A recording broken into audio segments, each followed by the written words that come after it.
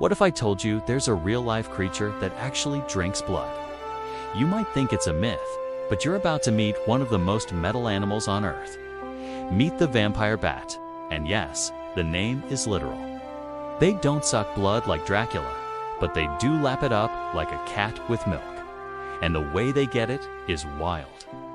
They sneak up on sleeping animals, slice a tiny wound with razor-sharp teeth, and drink without waking them. But here's the kicker. Their saliva has an anticoagulant, so the blood just keeps flowing. Scientists are now using that same chemical in stroke medication. So yeah, the bat that drinks blood might just save lives. And it all started with a midnight snack.